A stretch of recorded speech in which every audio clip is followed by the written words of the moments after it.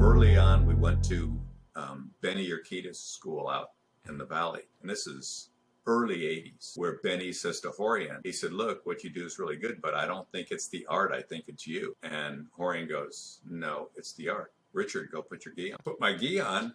You know, I have like less than a year experience, and especially, and how much in that year did I spend in the clinch, you know, covering up. Yeah. So when he says, go ahead and do that, and then I clinched the person and pulled him down, it was just like, okay, I didn't get knocked out. That was my biggest concern, is that the guy was going to see me coming in, and I didn't have a whole lot of technique, but he didn't know what to expect. He was watching the thing with Benny and Rorion, but he didn't have any idea because they were starting against. I started here like this, and Rorion said, look, when I say go, just shoot. Cover up and shoot. And I clinched, and then they stopped it because he said, look, it doesn't matter what happens next. He didn't get knocked out, and that's who your art is. Your art is a stand-up. In the application of that, I mean, let's say you're a father, you're walking around with your family and you have a little kid, and someone comes and they accost you, or they try to attack you or something like that, and maybe you're the smaller guy. And so it's not a situation where you're trying to roundhouse kick the guy in the face, but you can get in the clinch, get down to the ground, and then wait. And you can hold and defend yourself while somebody else arrives, while other bystanders notice and come in. That aspect of it is not one that you really think about too often in the rolling environment of the technique and rolling. But this ability to prolong, which jiu-jitsu is really good at. If you can trap, David Ruiz is, in my eyes, the master of this, right? I'm fortunate enough to learn from him about trapping. But he will trap your arm, and it scrambles your brain, because everything that you thought you knew about what you were going to do next now doesn't work, and you have to plan B. But that could take 3 minutes. That could take 5 minutes, and that's amazing. That's huge. That's the ability between protecting your loved ones or not, by not even doing anything aggressive. It's by doing something tactical. And that's, how much could you pay for that, right? It's invaluable. Yeah. The last couple of weeks, I've been going over punch block from the guard. On the bottom, someone's throwing punches. And a couple different scenarios. One is just defending different positions. And I'll tell them, I say, guys, you know, usually one of the things that's stuck in my mind is what Henner calls, I think, the 110-second rule. And it's anywhere from 60 to 90, maybe to 100 seconds or so, where if someone's barraging you, you have to defend. You have to let them get their aggression out. And you're not doing this by being offensive. You're doing this by being defensive. First thing I said was the most important part of jiu-jitsu is defense.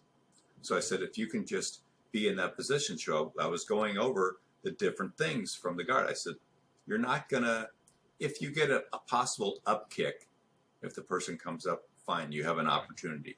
But other than that, don't count on it. That's right. I mean, other than that, you're not going to try to get into a punching scenario when someone's on top throwing punches, just simply because of gravity and because they might be bigger than you. Right. So I said, so you do this for the first minute or so. And then I showed a couple finishing moves. But when you do the finishing move itself, I said, it's what should usually come from the Kimura or the triangle. And I says, it's still, if you set up the triangle and you go for it the way they're being taught in sports schools, remember, someone's got an arm free, they're going to be trying to punch you. So I said, you have to think of that, you know, so there's so many aspects, because one guy was doing it last night. He goes, Richard, what about if I trap the arm like this? So whenever someone says that, and I says, show me. I don't just sit there and want to see what you do. I want to feel what you're doing. So this guy has started his jiu-jitsu with me, I think, at least 2 plus 2.5 years, maybe.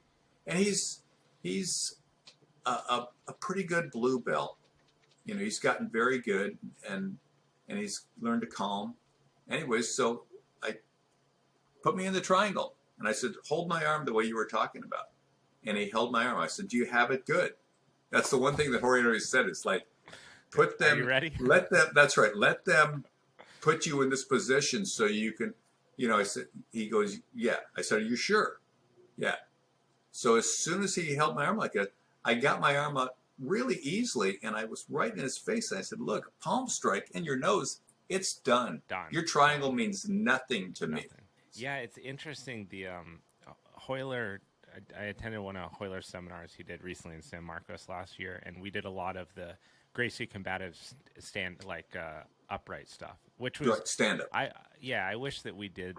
I wish we did it more. I can see why we do a lot more rolling. But anyway, I mean, we do enough of it. And after that seminar, I was talking with one of our brown belts, Steve, and he's like, look, we're going to do a round, like basically between like a flow roll and a roll. So let's give it 60, 70%. He's like, but we're going to allow light open hand contact. And I was like, this is another one of those moments in my journey of jiu-jitsu where like everything that I thought I knew just got flipped upside on its head. So we're going, and he's like, if I can just, he's like, remember this. And he is a ex-pro Bellator fighter. So the guy's a monster, right? Mm-hmm. He goes, if I can touch your face, I can punch you in the face. If I can touch anywhere on your body, I can punch you there, elbow there, knee there. So as we go, it took all my years of relaxation and calm and pragmatism and everything, and it just destroyed it on a second. It made me tense. It made me looking for the opportunity of what to do next, of how to block myself, because I had never thought about protecting myself in this situation. And it was just the introduction of very light slaps to the forehead, the side of the neck. And it showed me in that moment, even within the framework of jiu-jitsu, there's a difference between rolling around with your buddies and doing rounds and then protecting yourself from getting attacked by someone. And if someone is above you and they're throwing punches at your face, you have to protect yourself. And you don't protect yourself in that situation by going for a key lock or doing a triangle. It's not the most applicable way to do it, right? If you're lucky enough to get something like that or an up kick, fantastic, and do it and run. But the ability to block a punch and to frustrate the opponent and buy yourself time, it's very, very different. We did another one where same exact thing, but someone was doing a knife defense class, and so he just placed a plastic knife, a fake knife, about 3 feet away from us. And he's like, if one of us gets the knife, the round ends and we start again. Just to, again, think about the difference between training, rolling, and then rolling in a hypothetical real-life situation. And it's terrifying. I mean, it's completely different. Just having that object there, pretending in my head that it's sharp and life-threatening against someone who's more skilled and larger than me, terrifying. It was in those moments that I was like, wow, the self-defense, it's valuable for me. It's valuable for everybody. Knowing how to change the dynamics in that situation, if that's a real knife, that's life or death. That's not just play. Yeah, for sure. It's crazy. Yeah, definitely. The aspect of punching or having that ability, it changes the perspective. And sometimes I almost get the sense that some of the students, like, not all, but there's a few that just like, almost like, show us some technique, show us how to finish. And I said, which I show plenty of. And I'm a very foundational. I have a couple purple belts, a couple blue belts, maybe 5, and then a lot of white belts. My specialty has been taking that person that knows nothing and getting them where after a couple of years, whether they get a blue belt or not, they have fundamentals. They have like foundational stuff, because Bruce Lee, I think it was Bruce Lee that said a long time ago, would you rather know 1,000 kicks and practice it one time, or one technique and practice it 1,000 times?